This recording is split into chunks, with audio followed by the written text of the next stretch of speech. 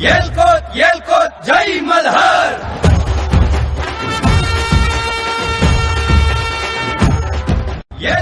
येलकोट जय मल्हार.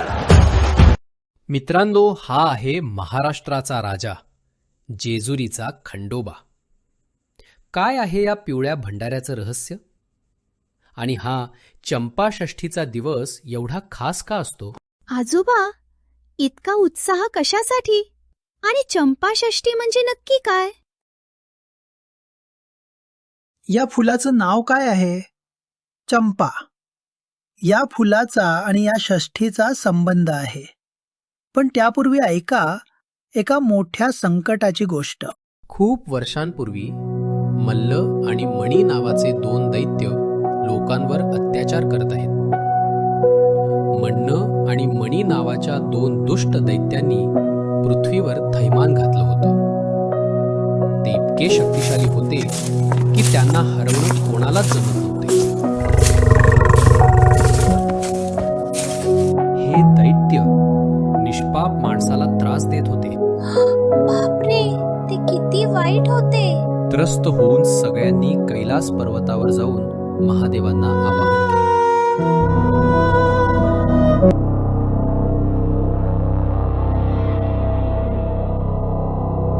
आणि मग शंकराचा अंश असलेला तेजस्वी मार्तंड भैरव त्रिशूल घेऊन अवतरतो. मार्तंड भैरवानं दैत्यांना ललकारले. सलग 6 दिवस कार्तिक महिन्याच्या शुक्ल पक्षातील प्रतिपदेपासून षष्ठीपर्यंत हे भयानक युद्ध सुरू राहिले.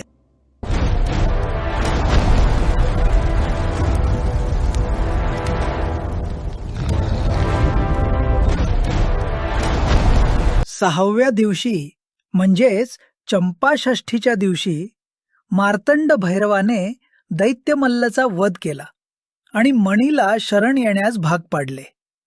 मणी दैत्य क्षमा मागतो. मला क्षमा करा देवा, माझे चुकले. तुझा अहंकार नष्ट झाला.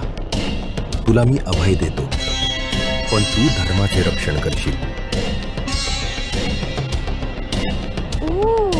म्हणजे चंपाषष्ठी म्हणजे सत्याच्या विजयाचा दिवस आहे. अगदी बरोबर.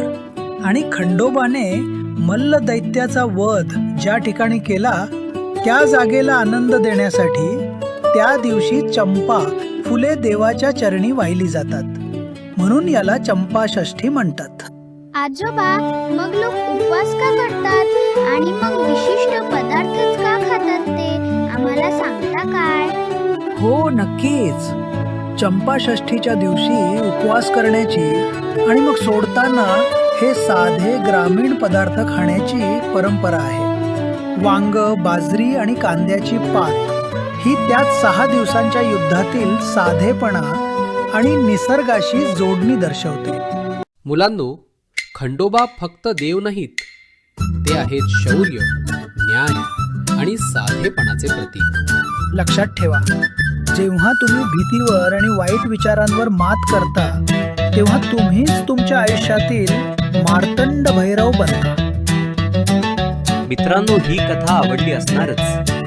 मग या शौर्याच्या कथेला लाईक करा, सबस्क्राईब करा आणि तुमचा चंपाषष्ठीचा अनुभव कमेंटमध्ये सांगा. येलकोट जय मल्हार.